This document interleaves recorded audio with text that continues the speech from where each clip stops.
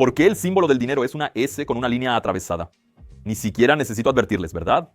Esta es la pregunta más curiosa de todas. La dejaré para el final. Hay muchas otras interesantes. Iberé coloca una espinilla bajo el microscopio. Sé que es una duda algo incómoda, pero debemos hacerlo. Primero, entendamos qué es una espinilla. Nuestra piel tiene varios poros o agujeritos. Si pudiéramos hacer un corte en la piel para ver la estructura interna del poro, sería más o menos así.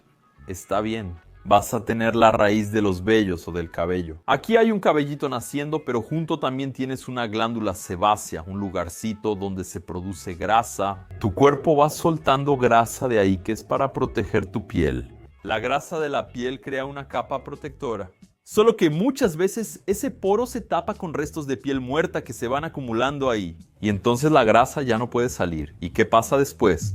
Esto aquí se va a llenar de grasa, grasa queriendo salir atascada. Y eso es el punto negro. Pero es aún más asqueroso. Existe un arácnido, una especie de ácaro que se llama Demodex y que le encanta vivir aquí dentro. Sí, así es, un arácnido que vive dentro de nuestros poros y que prácticamente todos tenemos. Este bicho, en principio, no nos hace daño, ¿ok? A menos que tengas las defensas bajas o algún problema en la piel. Todo está bien. Él está ahí, convive bien con nosotros, pero ¿será que si lo ponemos bajo el microscopio podremos ver esa cosa? Hay algo asqueroso aquí.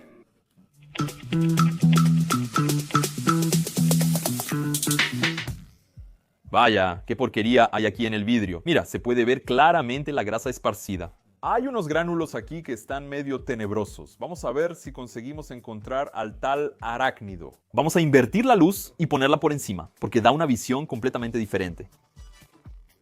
Es peor porque cuando ponemos la luz por encima puedes ver más o menos, de una manera más parecida a la vida real. Lo bueno es que no encuentro ningún arácnido aquí. Si querías ver una espinilla en el microscopio, es esa baba asquerosa con pedacitos de piel. Mi caballo se comió una placa tecnicónica. ¿Puede hablar mal en la proparoxítona? Si tu caballo pronuncia metáforas y filosofías sobre gramática, puede concluir con claridad categórica que las oxítonas y paroxítonas son esencialmente proparoxítonas. Los que entienden entenderán. ¿Dónde está el sitio de Manual del Mundo? ¿Cómo le hago para conseguir los proyectos? Esa está difícil. Cuando ocurrió la inundación en Río Grande do Sul, Guy Toledo me llamó porque él había inventado una cuna que era fácil de hacer. Él quería compartir el proyecto con quienes reconstruían su vida tras la inundación, para que ellas hicieran su cuna fácilmente y sin gastar mucho. Me preguntó si podía poner el proyecto de la cuna en Manual del Mundo, porque necesitaba subir los archivos. Explicar por escrito cómo se hace, ya que no basta con el video, se requiere un proyecto para que la persona lo siga. Lo peor era que el sitio de Manual del Mundo estaba hecho un desastre y llevaba tiempo sin arreglarlo. Al final, no encontramos una buena solución para ayudar a Guy, ya que él también pudo haberlo subido al Drive. La gente lo descarga, pero luego es difícil de encontrar en la búsqueda. Eso se nos quedó grabado, no es solo un problema de Manual del Mundo. No existe un sitio en Brasil, en portugués, donde las personas puedan subir sus proyectos Maker, donde las personas puedan intercambiar archivos ahí, de impresión 3D, de corte láser, proyectos de electrónica, enseñar cómo hacer las cosas. Ahí pensamos, Manual del Mundo debe resolver esto. Y sí decidimos apoyar este proyecto y un sitio así estará en línea pronto, completamente nuevo. No solo pondremos el proyecto de Manual del Mundo ahí para que descarguen y tengan todos los materiales, herramientas y medidas detalladas para hacerlo. Pero más importante que eso, ustedes. Cualquier persona que está viendo aquí ahora va a poder subir su proyecto gratis, así como subimos el video a YouTube para que otras personas puedan descargarlo. Y tú puedes compartir con el mundo algo genial que hiciste. Siempre pensé que en este mundo maker, ¿verdad? De crear cosas en casa usando tecnologías industriales como Arduino e impresora 3D, es genial intercambiar ideas con otras personas, ¿verdad? Así puede que tu proyecto evolucione con la ayuda de los demás. Es crear algo, compartirlo y que otros construyan con base en eso. Esa es una de las cosas más geniales y más importantes de ser maker. Así que vamos allá. El sitio se llamará Manual Maker, en honor a nuestro curso de 2019 y a los proyectos geniales que lanzamos después. Vamos a lanzarlo en una semana y ya vas a poder registrarte ahí para hacer una lista de tus proyectos favoritos y poner tus cosas en línea. Y es lógico que Para dar un buen puntapié inicial a esta historia, elegimos 8 proyectos muy buenos que teníamos aquí en Manual del Mundo, relacionados con sustentabilidad, materiales interesantes y habilidades útiles para principiantes o para quienes aún no inician y quieren disfrutarlo.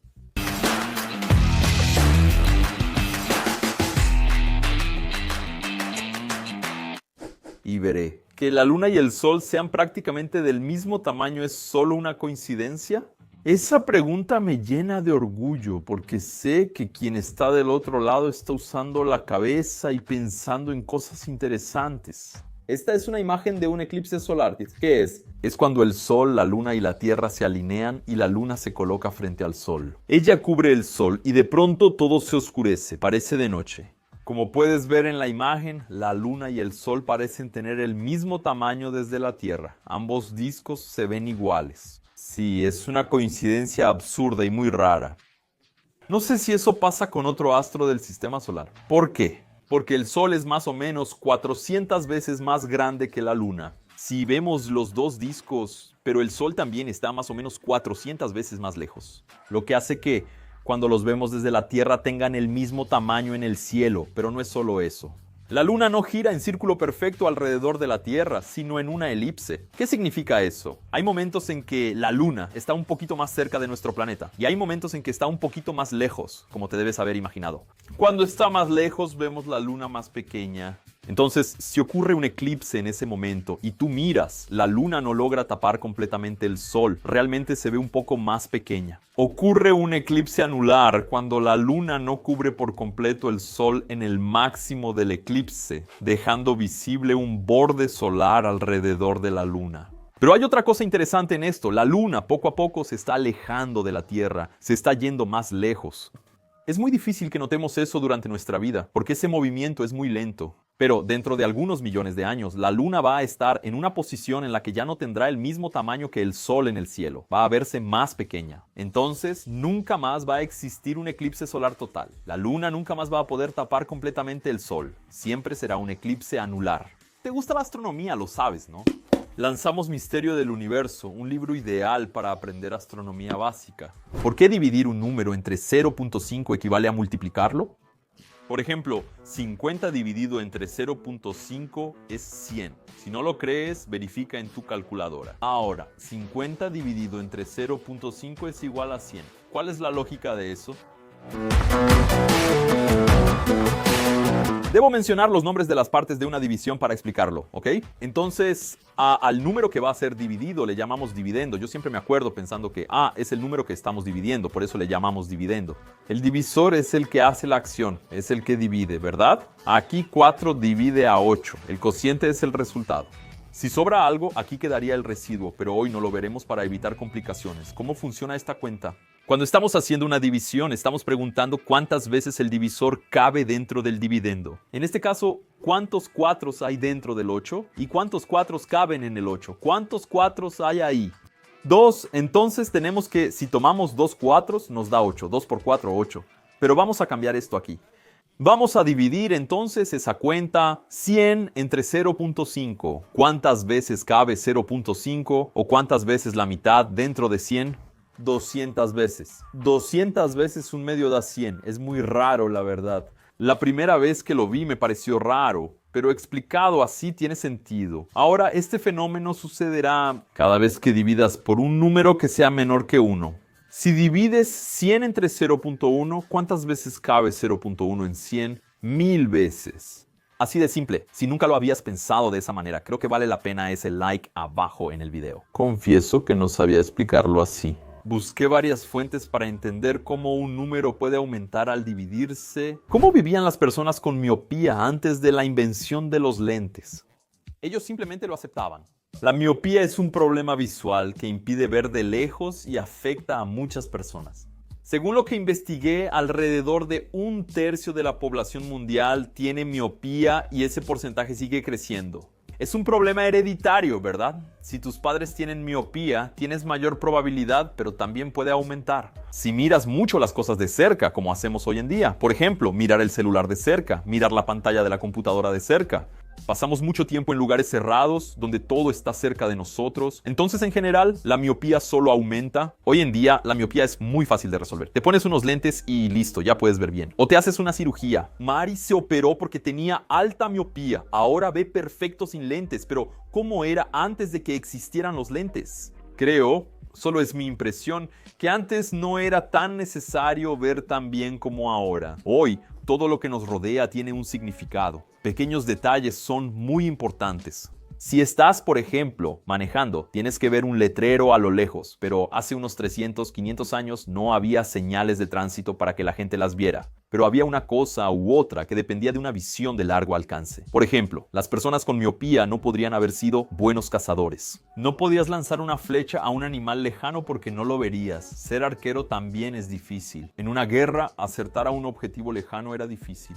Esas cosas no se podían hacer. Pero sí, las personas podían hacer tareas en las que tienes que hacer cosas muy de cerca. Coser, por ejemplo. Si no puedes ver a 50 centímetros, está bien. Lo haces aquí, bien cerquita. Y muchas otras cosas manufacturadas, ¿no? Cosas que necesitaban hacerse a mano. Entonces vamos a hacer una carpintería, vamos a hacer un zapato, construir alguna escultura o cualquier cosa así. Todo eso se podía hacer sin ver muy bien de lejos. Entonces, respondiendo a tu pregunta, sí. Cualquier problema de visión que una persona tuviera o incluso algún problema físico tendría que adaptarse y vivir en ese entorno. También es importante saber cuándo se inventaron los lentes, ¿verdad? Los primeros lentes de verdad, que tenían dos lentes que se ajustaban al rostro y todo eso, fueron inventados en Italia a finales del siglo XIII, más o menos por los años 1200, casi llegando a 1300. Pero en esa época los lentes no se popularizaron, ¿ok? No es que todo el mundo ya saliera a la calle usando lentes. Eso se popularizó tras industrializar el proceso hace unos 100 años. Aún así, los lentes siguen siendo caros. ¿Por qué aún no existe una máquina que convierta agua de mar en potable? Esa pregunta llega siempre, pero absolutamente siempre. Cada vez que pido que manden una pregunta para Iberé responde, y la respuesta es sí. Inventaron una máquina que convierte agua de mar en potable. Uno de los procesos más interesantes para ese trabajo es la ósmosis inversa. ¿Qué es? Es una membrana contra la que se bombea agua salada del mar y todo queda atrapado en esa membrana, la sal, cualquier impureza que haya ahí. Lo único que logra pasar es el H2O. Es un filtro muy poderoso. En algunos lugares del mundo hay grandes plantas de ósmosis inversa para uso diario y consumo. Pero, como debes haber imaginado, si tienes que usar mucha presión para empujar el agua contra una membrana, vas a necesitar un motor muy poderoso para hacer eso. Consume demasiada electricidad. Es difícil, es muy caro. Entonces, existe la manera de quitarle la sal al agua de mar, pero eso siempre es caro. Si vas a destilar el agua también, hermano, tienes que calentarla muchísimo. Y nosotros que nos gusta la tecnología, yo me incluyo en ese grupo, ¿verdad? Tenemos que dar un paso atrás y pensar, oye, ¿no sería más fácil simplemente no contaminar los ríos que tenemos y poder usar agua limpia que ya viene de la naturaleza? ¿No sería mucho más barato, más sencillo que tuviéramos acceso a agua limpia que no ensuciamos simplemente? ¿Por qué el vacío infla o expande las cosas? Seguramente ya lo has visto, ¿verdad? Hay varios videos en los que hay una caja acrílica cerrada, el tipo pone una bomba de vacío y no sé, un globo adentro. El globo revienta y todo eso. ¿Por qué sucede eso? Es una fuerza oculta en el vacío. El aire que nos rodea, especialmente el que está sobre nosotros, pesa. Hace fuerza sobre el pobre ser humano. Es lo que llamamos presión atmosférica. Es una presión que viene de todos lados, pero no sentimos esa fuerza. Porque dentro de nosotros todo tiene, dentro de nosotros aire, nuestros líquidos ya tienen una presión también. Todo está muy bien presionado. Y en el momento en que inflas un globo, por ejemplo, este globo amarillo que estoy dibujando aquí, tienes que hacer fuerza, ¿verdad? Para que el aire entre ahí adentro. Esa fuerza es para vencer la resistencia y el elástico del globo. Pero también para abrir espacio contra esa presión que está apretando el globo. Tienes que vencer esa presión atmosférica. Entonces, al final de cuentas, el globo también tiene presión dentro de él. La presión del globo está peleando con esa presión de afuera, la presión atmosférica que aplasta el globo. El globo tiene aire que presiona hacia afuera. Ahí alcanzas un equilibrio, donde el globo ya no se infla ni se comprime más. En ese punto tenemos fuerzas iguales, de adentro hacia afuera y de afuera hacia adentro. ¿Y qué es el vacío? Es cuando quitamos la presión atmosférica. Ya no hay aire ni presión, ya no existe nada. Ponemos ese globo dentro de una caja cerrada, sacamos todo el aire. Ya no existe esa presión apretando el globo, solo existe la presión del aire que está dentro del globo. ¿Qué va a pasar? El globo se infla, se expande, porque el aire que está aquí adentro ya no encuentra resistencia alrededor. Probablemente se inflará al máximo de la goma y puede explotar. O hasta llenar la caja, o que la goma ya no se pueda estirar más y ejerza fuerza sobre ella. Entonces, al final de cuentas, el vacío no tiene ninguna fuerza. Lo que tiene fuerza son las cosas que tienen gases dentro, y esos gases quieren expandirse. Al ponerlo en el vacío, como en videos con cajas de vacío, si la gente mete cosas sólidas y secas, no ocurre nada. Si pones un pedazo de madera, por ejemplo, el aire que está dentro de la madera va a escapar un poco y no va a pasar nada. ¿Cuál era la materia que más te gustaba en la escuela y cuál era la que más odiabas? Mira, sinceramente, yo evitaría al máximo odiar cualquier materia que fuera. Hoy me gusta absolutamente todo, y eso es algo muy importante que hizo mucha diferencia en mi vida. Evita decir que odias alguna materia. Al decir no me gusta matemáticas, o odio química o física, cierras una puerta en tu vida. Parece que ya no puedes volver a gustar de esa materia. Es como decir que le vas al Corinthians. No puedes luego decir que apoyas al Palmeiras o al São Paulo. Y entonces, si empiezas a decir que no te gusta ni matemáticas ni química, eso como que pasa a ser parte de tu identidad, parte de cómo te presentas. Eso es pésimo. En 2001 hice mi segundo examen de admisión para entrar a la Universidad de São Paulo. Ya llevaba un año en el curso preparatorio. Me fue muy bien en ese examen de admisión. Había 50 lugares y quedé en el lugar 53. Después entraron 2 de la lista de espera. Y yo fui el primer lugar de los descalificados, de los que no pasaron el examen de admisión ese año. La materia en la que me fue peor en ese examen fue física. Confieso que antes no me gustaba la física porque en clases me parecía muy complicada. Cosas muy difíciles de entender, pero no tenía a dónde huir. Al año siguiente abrí libros y estudié física por mi cuenta. Estudié mucho, presenté el examen de admisión al final del año y pasé. ¿Sabes en qué materia me fue mejor? Justamente en física. ¿Sabes de qué materia hablamos más en Manual del Mundo? De física. Entonces, si en algún momento de mi vida yo hubiera creído que no me gusta la física, que la física no es para mí, debí decirles a mis amigos que no me gustaba la física y asumirlo. Sin Manual del Mundo no habría pasado el examen de ingreso y mi vida sería mucho peor. Entonces, si pueden, no digan que odian alguna cosa, alguna materia. Puede que tengan alguna dificultad con lo que están aprendiendo en ese momento. Tal vez no hubo química con el profesor o algo así, pero esfuércense por gustar de todo. Eso es lo que va a hacer mucha diferencia. Si pudiera dar un consejo hoy, sería ese. Listo. Una pregunta tonta. Pero también ya están escribiendo eso en la pregunta porque saben que me gustan las preguntas tontas. En fin, vamos allá. ¿Cómo descubrieron los seres humanos que hay otras capas en la Tierra? Esa pregunta está lejos de ser tonta porque tiene todo el sentido. Nunca hemos excavado mucho en la Tierra, el agujero más profundo hecho por humanos. Tiene unos 12 kilómetros. Si cruzamos el planeta de extremo a extremo, son más de 12.000 kilómetros. Entonces, prácticamente no hemos perforado nada en el planeta. ¿Cómo sabemos que aquí hay corteza, manto y núcleo?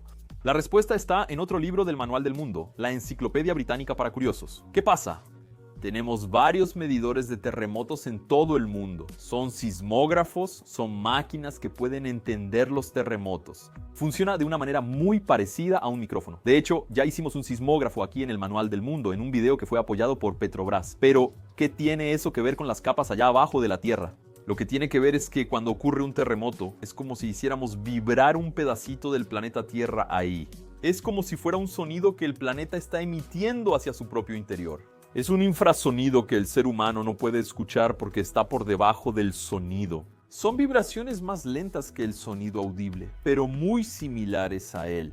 Esos sismógrafos distribuidos en el mundo funcionan como micrófonos apuntando al suelo. Ellos logran entender cuánto tiempo tardó esa onda sonora, ese infrasonido en llegar hasta aquí. Pueden entender, oye, ¿será que rebotó en algo allá abajo?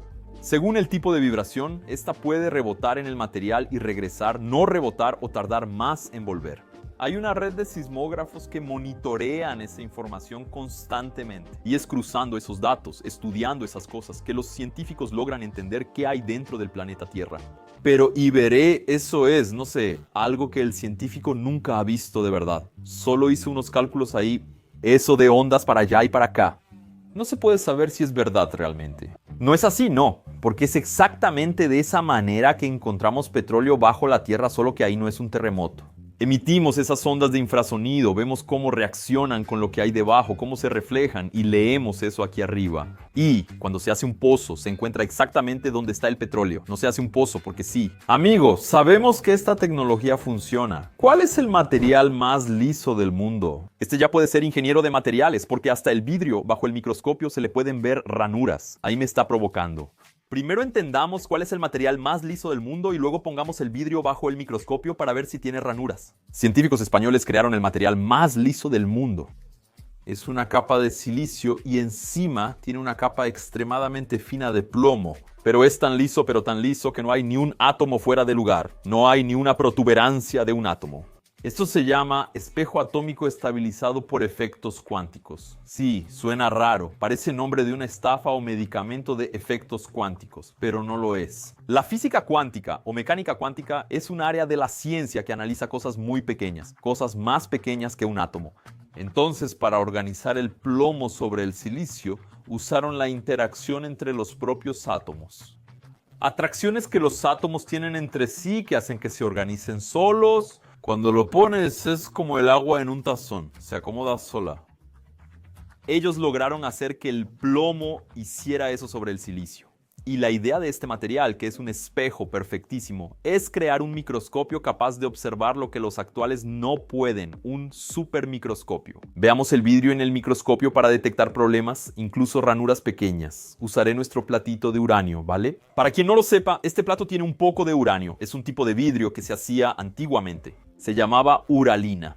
No es peligrosa para humanos, tranquilos. Solo brilla un poco en la oscuridad. Está muy padre. Pero el plato tiene algunos rayones leves, casi no se notan. Lo pondremos en el microscopio, ya lo grabo. Ahí está el vidrio en el microscopio. ¡Órale! Sí, creo que tenías razón. Se pueden ver varios rayones aquí, mira. Varias imperfecciones en el vidrio, claramente. Y todavía estoy en el aumento más sencillo, en el aumento más bajo. Déjame poner un aumento más fuerte aquí. Mira ese rayón. ¡Órale! Sí, tenías razón. El vidrio parece liso, pero incluso donde no está rayado puedes notar la textura aquí, de cuando fue hecho, pulido, etc. De hecho, el vidrio está lejos de ser perfectamente liso. ¿Por qué los alimentos congelados duran más tiempo sin echarse a perder? Al congelar la comida ocurren varias cosas. Primero, normalmente la comida se descompone o se pudre, porque hay un montón de hongos y bacterias que van comiendo y reproduciéndose ahí en la comida. Esos microorganismos generalmente tienen una temperatura buena, una temperatura ideal para que eso suceda, que va a ser la temperatura más o menos en la que vivimos, ahí 20, 30, 40 grados Celsius. Al congelarse y estar bajo cero, la vida de esos bichos se complica y les cuesta reproducirse, pero no es lo único que ocurre. Para que puedan caminar, aparearse, comer o incluso expandirse, necesitan agua, necesitan ocupar espacio. Cuando congelas el agua, congelas el asunto ahí. Ya no hay manera de moverse. Y no es solo eso. Tanto las plantas como la carne tienen enzimas. Son sustancias químicas que existen ahí dentro y que provocan reacciones químicas en los alimentos. Cuando dejas carne en la mesa, no solo hongos y bacterias la consumirán. También la propia carne se descompone con las sustancias químicas que existen dentro de ella. Y adivina, cuando la congelas, también impides la acción de esas enzimas porque se quedan ahí bloqueadas. No pueden atacar ninguna célula para destruirla. Entonces, al final, cuando congelas un alimento, también congelas su descomposición. Detienes, le das una pausa a la descomposición del alimento. Pero hay algo muy importante. Esos hongos y bacterias no mueren con el frío. Cuando descongelas, todo vuelve a suceder. Así que tienes que tener cuidado con lo que está congelado. No puedes agarrar carne congelada que está ahí con la mano sucia o descongelarla en cualquier lugar, sin protección, sin nada, porque los hongos y bacterias vuelven a atacar. ¿Cómo saber la presión adecuada para las llantas del carro? Yo también lo dudaba hasta que lo descubrí. Solo debes mirar dentro de la puerta. Ahí hay una etiqueta con la presión para las llantas. Y es diferente de un carro a otro. En la camioneta, por ejemplo, existen dos presiones diferentes, una para cuando está cargada y otra para cuando está descargada. Es lógico que si el carro es muy antiguo y alguien ya quitó esa etiqueta de ahí, entonces vas a tener que investigar sobre ese modelo de carro. Cuando lo pones, yo suelo ponerle unas 28 o 29 libras a cada llanta si no tiene nada. ¿Tú cuánto le pones? Jansen.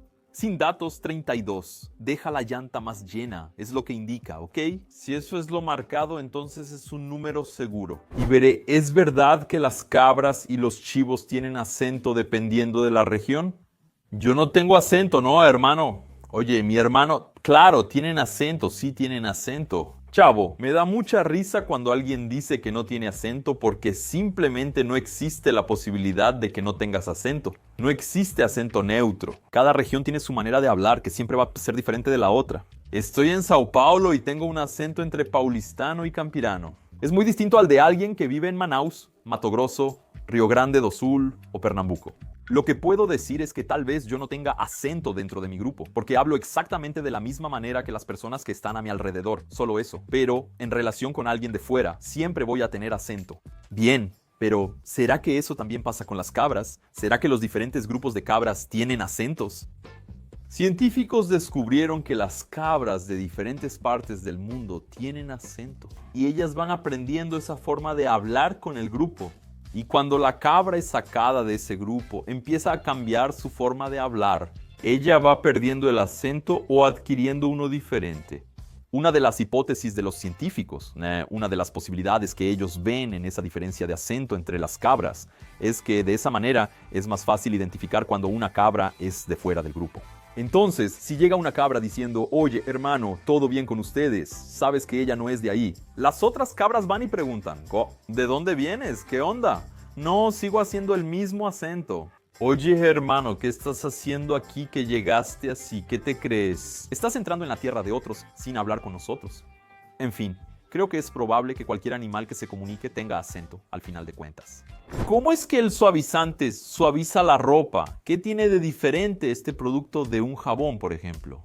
Lo que hace el suavizante es que como que barniza las fibras del tejido muy adentro, una capa delgada de lubricante. ¿Y entonces qué pasa? Las fibras de los tejidos se deslizan mejor entre sí, lo que hace que la tela sea más suave. Se mueva mejor dentro de sí misma, ¿verdad? Se vuelve más suave. Y es lógico que si las fibras se deslizan mejor entre sí, también se deslizan mejor sobre tu piel. Entonces, una sábana lavada con jabón común va a ser diferente de una sábana lavada con suavizante. Si la gravedad jala todo hacia abajo, ¿por qué los gases y el humo suben? Es verdad, la gravedad jala, pero jala más. Lo que es más denso, lo que tiene más materia ahí. Entonces, en el momento en que pones un balón de fútbol en el agua, por ejemplo, el balón de fútbol salta hacia afuera, la gravedad jala más el agua que el balón de fútbol. Por eso el agua empuja el balón hacia arriba. Lo mismo ocurre con el aire caliente. En el momento en que calientas el aire se expande y termina siendo menos denso que el aire que lo rodea. Entonces va a flotar como si fuera un balón de fútbol dentro de la piscina. También sube. En la gran mayoría de las veces, el humo viene de algo caliente, viene de un fuego, de cualquier cosa así. Y entonces, esas partículas que están ahí, partículas sólidas de verdad, el humo lleva hollín y otras partículas sólidas que suben con el aire caliente. Y es por eso que el humo sube. Pero, ¿será que si lográramos enfriar un humo bajaría? Vamos a intentar hacer eso. Mira, voy a hacer un esquema aquí para armar una especie de tubo de papel y vamos a prenderle fuego en una punta. Esta es una experiencia en la que conseguimos un humo que termina bajando, no porque se haya enfriado, sino porque las partículas más sólidas de un lado del tubo de papel terminan cayendo. Al final no siguen el flujo de aire caliente. Voy a sujetar esto más o menos en esta posición. Dejé este vaso en el congelador, va a recolectar el humo aquí abajo. Vamos a ver, también funciona este humo, ¿verdad? El vaso quedó muy bajo, Aquí. Mira, ese humo baja por dentro del tubo de papel porque no tuvo tiempo de calentarse. Las partículas, al ser más densas que el aire, naturalmente descienden. La cuestión es que al ponerlo dentro de un vaso frío, el aire que forma parte de ese humo se va a enfriar bastante. Teóricamente, este vaso se llena de humo almacenado. Veamos si funciona. ¿Será? Necesitamos un fondo oscuro aquí para ver. Veremos el humo frío bajar como agua.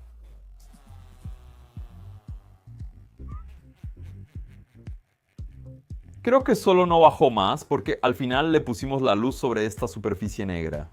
Calienta el pizarrón y entonces el aire ahí estaba subiendo. Así que como que se conflictuó. Si lo ves otra vez, verás que intenta bajar, pero sube porque el aire subió. Ahora tendré que borrar esto, ¿no? ¿Qué son esos gusanitos que vemos al mirar el cielo? Seguro ya les ha pasado. El cielo es hermoso. Entonces empiezas a mirar hacia el horizonte. Ves unas cositas que se están moviendo, como cayendo, unos gusanitos extraños. Esas cositas se llaman moscas volantes. Si ya te pasó, probablemente recorriste otro lugar del rancho o algo similar. Alguna mosca puso un huevito en tu ojo y eso que ves son las larvas de la mosca que están moviéndose dentro del líquido de tu ojo. No, no tiene relación con eso. Se llama mosca voladora, pero no está relacionada con la mosca. Si hiciéramos un corte en el ojo para verlo de lado, ya ves que nos volvemos especialistas en cortar partes del cuerpo humano para observar de lado. Así, de perfil, lo que verías sería más o menos esto, ¿ok? El ojo está aquí dentro de tu cráneo. Hay una especie de esfera. Al frente está la lente del ojo, el cristalino, y al fondo la retina, pintada de amarillo. Es como un sensor ocular. Y este espacio está lleno de una especie de gel que llamamos humor vítreo. Este gel, conforme pasa el tiempo, va soltando unos grumitos, unas bolitas. Y esas bolitas quedan aquí flotando dentro del gel. Y hacen una sombra en la retina o en el sensor de tu ojo. Si fuera una cámara digital, podrías decir que el sensor está sucio o bloqueado. Y lo interesante aquí es que, como esos grumos están flotando en una especie de gel, conforme volteas el ojo de un lado a otro, se mueven o incluso se quedan como que bajando ahí, como si fuera algo perdido en medio del agua. Esto no hace ningún daño. Prácticamente todos lo tienen. Solo es un problema si aparecen muchos de repente o ves destellos de luz. En ese caso, consulta a un oftalmólogo. ¿Por qué celebramos nuestro cumpleaños cada 12 meses y no cada 9 meses? La palabra aniversario tiene que ver con año, entonces celebramos nuestro aniversario cada año, o sea, cada 12 meses. Pero vamos a admitir que esa sería una respuesta muy de memoria, una respuesta chafa. Y aquí estamos en Manual del Mundo. Y aquí necesitamos dar una respuesta mucho mejor, que es esta, ¿verdad? Ustedes saben que el año es el tiempo que el planeta Tierra tarda en dar una vuelta completa alrededor del Sol. La pregunta es, ¿por qué eso importa en mi vida? ¿En qué me afecta o qué cambia para mí? ¿Por qué celebraría aniversarios o año nuevo? Cambia, sí cambia. Durante el año tenemos 4 estaciones diferentes. Eso no es tan marcado para quienes están cerca de la línea del Ecuador, pero mientras te alejas del Ecuador, eso cambia más, ¿verdad? El invierno y el verano son cada vez más distintos. El invierno ocurre una vez al año. También hay otros fenómenos, como la crecida de un río va a ocurrir una vez al año. O entonces, cierta fruta va a darse una vez al año. Si quieres plantar algo ahí, sabes que va a llover en determinada época del año. Vas a plantar en el momento correcto del año. Eso quiere decir que existen ciclos que se repiten cada año. Entonces, cuando es año nuevo, sabes que hay una serie de ciclos que se van a repetir. Y entonces el ser humano se fue organizando de acuerdo con eso. Por eso en la universidad, en la escuela, etc. Pasamos un año y luego cambiamos de grado. Y por eso celebramos el cumpleaños. Indica que nuevos ciclos comenzarán en tu vida. ¿Cómo funciona el sistema de frenos ABS? ¿Por qué es mejor que los otros? En el freno normal de todos los días, el carro va así. Tiene una pinza que aprieta un disco o una zapata que presiona un cilindro giratorio. Eso pasa normalmente. Pisaste el freno, la pinza agarra el disco ahí. Pero en el carro que tiene ABS, que significa en inglés Anti-Lock Braking System, o sistema de frenos antibloqueo, eso no va a pasar. La pinza no se va a trabar en el disco de freno. Cuando pisas fuerte el freno, va a dar unos pulsos en el freno. Frena y suelta, frena y suelta, frena y suelta, frena y suelta. Extraño, ¿verdad? ¿No afectaría el frenado? El carro no frenará peor por eso. La gran ventaja es que así las llantas no se bloquean. Y si la llanta no se bloquea, disminuye mucho la posibilidad de derrapar. ¿Cuál es la ventaja de eso? Primero, que puedes manejar el carro mientras estás frenando, en medio de la emergencia. Si la rueda se bloquea y derrapas, el carro se desliza y choca con lo que esté enfrente. Si sigues controlando el carro, puedes esquivar. Segundo, reduce la probabilidad de que el carro se salga en la curva, porque si frenaste y se desliza, ya fue.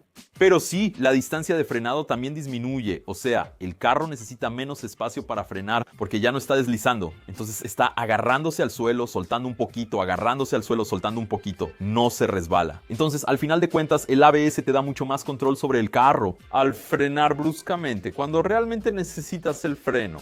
Antes, cuando no había ABS y yo lo aprendí, Cuando hacías una frenada de emergencia, tenías que pisar el freno varias veces rápidamente. Con el ABS no es necesario, él lo hace por ti, solo para registrar. Desde 2014, todos los autos fabricados en Brasil ya tienen este sistema de frenos. Había autos antiguos con ABS, pero era opcional. Los modelos top lo tenían y los básicos no. ¿Por qué Manual del Mundo se enfoca en pelotas? ¿Qué las hace perfectas? ¿Cuál es el criterio? ¿Existe en la naturaleza una pelota perfecta?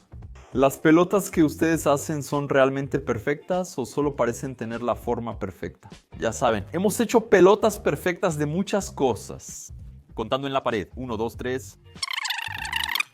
29 pelotas sobrantes, faltan otras por llegar. La primera pelota que hicimos en Manual del Mundo fue de aluminio, algo que estaba de moda en Japón. Átila me dijo que era una moda allá y sugirió intentarlo aquí.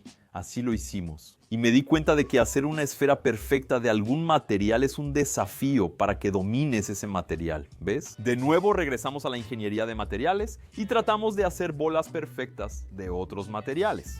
Cada material requiere una técnica distinta. Para la bola perfecta de hielo tuvimos que idear cómo lograrlo. Al crear la bola perfecta de niobio, primero tuvimos que entender qué era el niobio y cómo torneamos un metal para dejarlo perfecto. Con la bola perfecta de yeso encontramos una nueva forma de usarlo, esparcirlo en un molde para formar una esfera perfecta. Es lógico que a la gente le gustará mucho porque es un desafío. ¿Cómo logrará Iberé hacer una bola perfecta con una moneda de 1 centavo? ¿Qué técnica inventará ahora? ¿Qué historia voy a escuchar esta vez con esta bola? Entonces todavía hay una lista enorme de bolas perfectas que queremos hacer. Ya inventamos la máquina para pulir la bola perfecta y mi criterio para lograrlo es primero que sea lo más esférica posible y segundo que sea lo más brillante posible. No se puede con todos los materiales, pero intentamos que sea lo más brillante posible. Ese es el ideal de perfección que tenemos. Y no, ninguna pelota ha llegado al 100%. Pero tras inventar la máquina de pelotas perfectas, esa esfericidad ya no se nota solo al mirar la pelota. Son totalmente esféricas. Por ejemplo, esta pelota de contrachapado la hicimos en la máquina. Cuando estuvo lista no puedes notar ningún defecto, que está ovalada o que la curva no está bien. Nada de eso.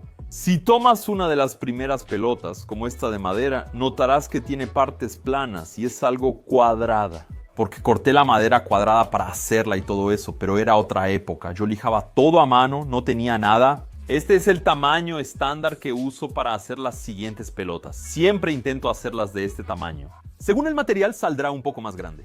Este es nuestro ideal de pelota perfecta, pero surgía la duda de si existía alguna en la naturaleza. Vamos a tomar el globo un poco más para variar si no tomamos el globo, ¿verdad? Y respóndeme. La Tierra es casi una esfera perfecta. ¿Quieres verlo? Déjame revisar. De un polo al otro vas a tener 12.714 kilómetros.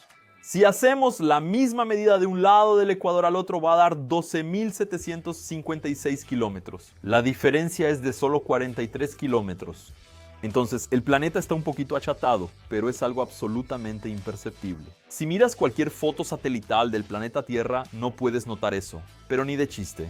El Sol es una esfera mucho más perfecta que la Tierra. Observa. Tiene de diámetro de un lado al otro 1.400.000 kilómetros más o menos. Y la diferencia entre esa distancia en el ecuador y en los polos es de solo 10 kilómetros. Eso es absurdamente absurdo, así que el Sol es nuestra nueva inspiración para hacer bolas perfectas.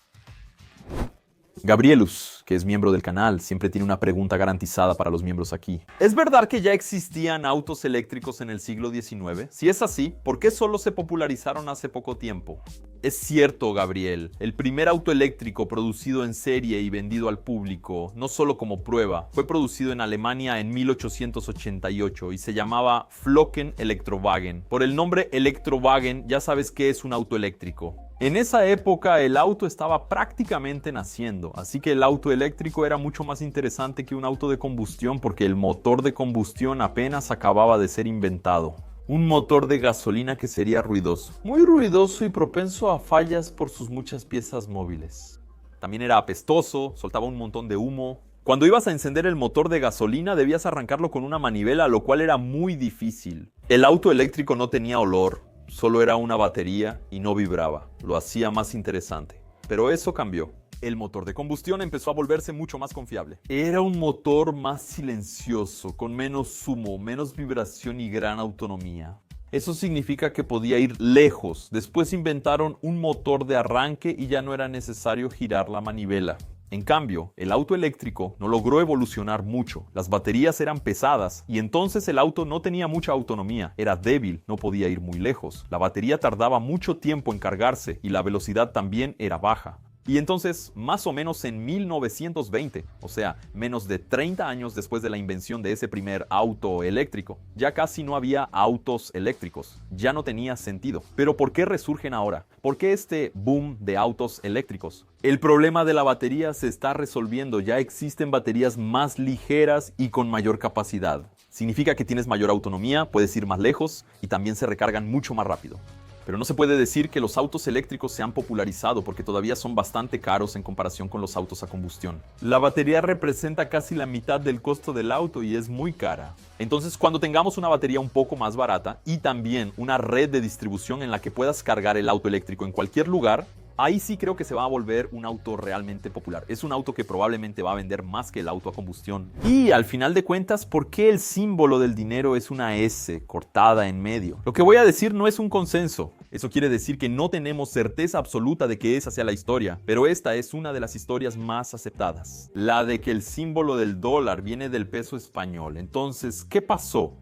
Los españoles llegaron a América. Entonces se apoderaron de un territorio muy grande y empezaron a explotar los minerales que había aquí. Uno de los más importantes era la plata. En Bolivia descubrieron una montaña de plata y comenzaron a extraerla rápidamente. No hace falta decir que destruyeron a toda la población y hacían monedas de plata. Tengo una de esa época aquí, mira. Está aquí en nuestro gabinete de curiosidades, que fue un proyecto que nunca terminamos. Seguiremos agregando cosas. Aquí está. Una moneda de plata de 1618. Fue hecha entre 1618 y 1621. En Potosí, en Bolivia, que era exactamente donde estaba esa montaña gigante de plata. Esta era la moneda internacional de la época, como el dólar hoy, y tenía varios nombres. Mira, lo anoté aquí, real de A8, dólar español y peso. En esa época, una de las formas de abreviar peso era poner la letra P y la letra S una encima de la otra. Con el tiempo, la panza de la P desapareció y solo quedó una S con una raya atravesada. Cabe mencionar que este es uno de los símbolos más usados mundialmente. Hay otros símbolos para dinero. El euro, por ejemplo, usa una especie de E con dos rayas. El yen de Japón es una I con dos rayas abajo. En fin, existen muchos símbolos monetarios diferentes por ahí. Este fue otro Iberé Responde. Me esforcé por tomar preguntas de distintos temas. Algunas donde podamos hacer experimentos, como el del humo, otras cosas que podamos ver en el microscopio, otras que tienen que ver con geografía, con astronomía, con ingeniería, en fin, es un espacio para aprender juntos. Me gusta hacer este tipo de video. Deja tu like abajo. ¡Listo!